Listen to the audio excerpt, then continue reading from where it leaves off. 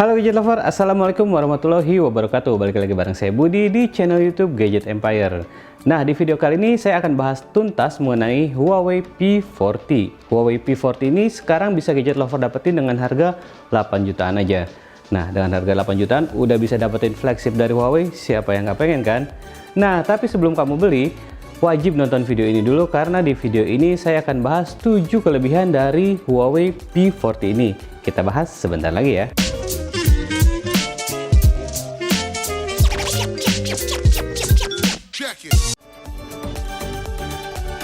Nah, saya adalah salah satu penyuka smartphone dengan ukuran yang compact kayak gini. Jadi selain dia nyaman digenggam, enak aja sih pas ditaruh di saku, nggak kerasa terlalu gede. Huawei P40 ini adalah pilihan yang pas buat gadget lover yang suka smartphone compact, tapi punya display dan performa flagship. Backbody-nya 3D curve berbahan kaca yang masih gampang ninggalin jejak jari. Tapi gampang kok dibersihin. Saat digenggam, tombol-tombol gampang diraih. Dan menggunakan smartphone dengan satu tangan enak banget. Bezel sampingnya punya looks dan feel aluminium yang membuat smartphone ini kelihatan makin elegan. Di bagian depan, layar Huawei P40 lebih datar dibandingkan dengan Huawei P40 Pro. Tapi saya lebih suka desain layar datar dibandingkan desain curve. Display tetap terlihat full dan jarang terjadi mistouch saat digunakan dengan satu tangan. Desain bodi Huawei P40 ini juga sudah dilindungi dengan IP53 Splash Proof. Jadi masih aman kalau terkena percikan air pas kehujanan. Huawei P40 ini menggunakan layar OLED berukuran 6,1 inch dengan resolusi Full HD. Tajaman layarnya cukup tinggi dengan kepadatan pixel 420 pixel per inch. Kontras gambar bagus, terutama saat menampilkan warna hitam yang pekat. Akurasi warna saat menampilkan gambar-gambar dengan resolusi tinggi terlihat lebih pop up dan lebih hidup. Saat digunakan di luar ruangan, automatic brightness-nya bisa langsung menyesuaikan kecerahan layar hingga 500 nits. Jadi nggak masalah mau pakai P40 ini di dalam maupun di luar ruangan. Di Huawei P40 ini juga sudah mendukung Wi-Fi L3 sehingga bisa streaming video di Netflix dengan kualitas HD. Experience nonton film cukup nyaman dengan visual dan audio yang bagus. Tapi di Huawei P40 ini belum mendukung stereo speaker karena loudspeakernya hanya ada satu di bagian bawah. Sedangkan untuk earpiece saat menerima panggilan telepon ada di bawah panel layar di bagian atasnya. Saat mendengarkan audio dengan menggunakan USB Type-C headsetnya, kita bisa mengaktifkan Huawei Hisense Sound Effect dengan beberapa pilihan kualitas audio yang berbeda. Experience menggunakan Huawei P40 ini sangat nyaman, performanya smooth dan loading aplikasinya juga cepat. Multitasking nggak jadi masalah dengan dukungan SoC flagship dari Huawei yaitu Huawei Kirin 990 5G dengan dukungan grafis Mali G76 dan RAM 8GB. Storage yang disediakan juga cukup besar dengan 128GB internal storage yang bisa di-expand hingga 256GB menggunakan Huawei NM Card. Dari skor Antutunya, Huawei P40 ini bisa mencapai skor di atas 350.000. Experience main game smooth banget dengan respon yang cepat dan kualitas grafis yang tinggi. Main game FPS atau racing bisa dihandle dengan baik di Huawei P40 ini. Gak cuma kenceng, Huawei P40 juga bisa menghandle thermal dengan baik. Meski dipakai main game berjam-jam, saya masih nyaman bermain game PUBG atau CODM dengan peningkatan panas yang gak terlalu signifikan. Kualitas foto udah pasti jadi kelebihan di Huawei P-series ini. Di Huawei P40 ini, kamera utamanya hadir dengan Leica triple kamera dengan quad wide lens 50MP ultra vision kamera, 16MP ultra wide angle kamera, dan 8MP telephoto kamera yang mendukung optical zoom hingga 3 kali dan hybrid zoom hingga 30 kali. Foto dengan mode auto menghasilkan file foto berukuran 12MP dengan kualitas hasil foto yang bagus dan detail banget meski di area yang cukup kompleks. Dynamic range terlihat bagus banget dan warna yang dihasilkan lebih hidup dengan tidak tampak noise sama sekali. Terdapat mode high res untuk menghasilkan foto dengan resolusi besar 50MP. Proses pengambilan foto dengan mode high res cukup cepat. Hasil foto terlihat lebih wide dari mode autonya, dengan gambar yang sedikit lebih soft dengan detail yang nggak terlalu jauh berbeda. Hasil foto bokeh dengan portrait modenya juga bagus banget. Gambar objek terlihat tajam dengan separasi background blur yang cukup rapi. Pemisahan objek dengan background dibantu dengan telefoto kameranya. Tapi karena tidak ada TOF kamera, bisa dibilang hasil bokehnya sedikit di bawah Huawei P40 Pro. Hasil foto dengan ultrawide-nya nggak kalah bagus. Foto masih terlihat tajam dengan kontras dan dynamic range yang bagus juga.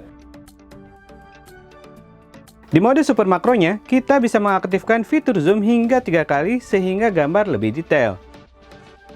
Telefoto kamera di Huawei P40 ini bukan pakai periskop lens seperti yang ada di P40 Pro. Saat zoom, ketajaman dan detail gambar masih terjaga dengan warna yang tetap akurat meski sedikit lebih soft. Dengan 5 kali hybrid zoomnya juga bisa menghasilkan foto yang cukup bagus juga. Di kondisi malam, kamera utamanya bisa capture foto saat malam dengan bagus. Masih tetap terlihat detail dengan tingkat exposure yang seimbang. Warna masih terlihat bagus dengan tingkat noise yang rendah. Night mode-nya bisa membantu mengambil multiple exposure untuk hasil foto yang lebih terang dan juga detail. Ultrawide di malam hari biasa aja, tapi better lah dari kebanyakan smartphone. Hasil foto lebih soft, lebih gelap dibanding kamera utamanya, dan masih terdapat banyak noise. Begitu juga dengan night mode menggunakan kamera ultrawide-nya. Di bagian depan, kamera selfie-nya punya lensa 32 megapiksel disandingkan dengan IR kamera untuk depth sensor. Hasil selfie-nya bagus dengan kontras yang tinggi. Tone warnanya terlihat natural dengan dynamic range yang juga bagus. Hasil foto lebih soft dengan detail yang nggak gitu tajam. Karena tidak ada autofocus, hasil foto selfie kadang nggak selalu tajam. IR kameranya bisa memberikan hasil yang bagus untuk portrait selfie. Meski hasilnya belum sempurna, tapi jauh lebih bagus dibandingkan bokeh dengan bantuan software tanpa IR kamera. Kualitas hasil perekaman video menggunakan Huawei P40 ini oke juga hasilnya, baik menggunakan kamera belakang maupun kamera depannya. Di bagian depan, kamera selfie-nya bisa hasilin video 4K di 30 fps. Detail nggak gitu tajam, tapi tone warna dan dynamic range-nya bagus. Gambar terlihat terang dan cukup bagus untuk bikin vlog atau video-video seperti TikTok. Di bagian belakang, kamera utamanya bisa hasilin video 4K di 60 fps. Hasilnya bagus banget, kontras terlihat bagus dengan akurasi warna yang tinggi. Kita bisa mengaktifkan juga fitur ultrawide untuk videonya dengan hasil yang lebih soft tapi dengan dynamic range yang juga nggak kalah bagus. Stabilisasi video di Huawei P40 ini bagus banget berkat paduan OIS dan AIS yang dikembangkan Huawei dengan nama Huawei AI Image Stabilization. Hasil video dengan telefoto juga tetap terlihat jelas dan cukup detail. Saat malam, kamera Huawei P40 ini masih bisa mengcapture video dengan jelas dan minim noise, tapi tingkat ketajaman sedikit berkurang. Nah, yang cukup mengejutkan justru ada di performa baterainya. Meski punya kapasitas yang lebih kecil dibandingkan beberapa tipe smartphone di kelasnya, baterai 3800 mAh-nya bisa bertahan hingga 18 jam untuk memutar video offline, atau sekitar 13 jam untuk pemakaian aktif sosial media dan web browsing. Dalam paket pembelian, kita sudah mendapatkan langsung supercharger berkapasitas 22,5 watt yang bisa mengisi daya dengan cepat. Charging 30 menit aja udah bisa mengisi daya hingga 60%.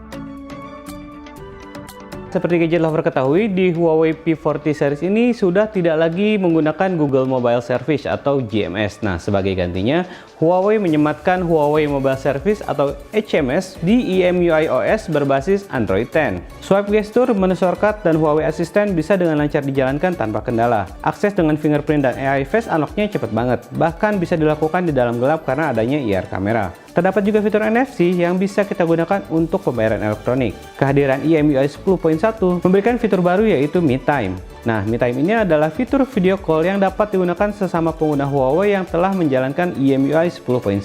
Koneksi video call-nya jernih, bahkan dalam keadaan minim cahaya sekalipun. Selain video call, kita dapat berbagi layar atau share screen. Ini bagus banget dipakai buat meeting saat kondisi kayak gini ya. Dan juga saat ini telah hadir Petal Search Widget. Petal Search Widget Find Apps ini bisa digunakan untuk mencari beragam aplikasi yang dapat diunduh. Petal Search pun dapat dibuat widget dan disimpan pada home screen. Melalui Petal Search, aplikasi yang kita inginkan dapat diunduh dan mengarah ke app gallery atau third party lainnya. Secara keseluruhan, user experience di Huawei P40 ini nggak beda jauh dengan smartphone Android lainnya karena sama-sama berbasis Android 10.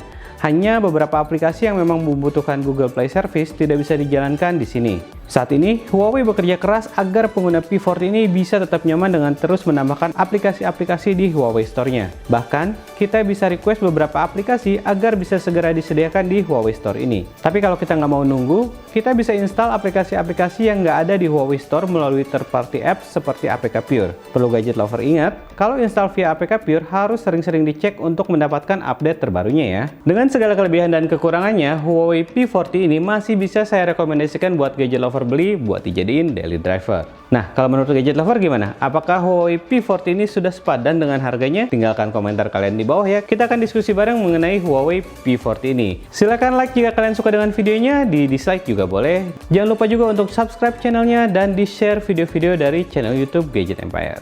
Akhir kata, saya Budi harus pamit undur diri dulu. Wassalamualaikum, sampai ketemu di video berikutnya.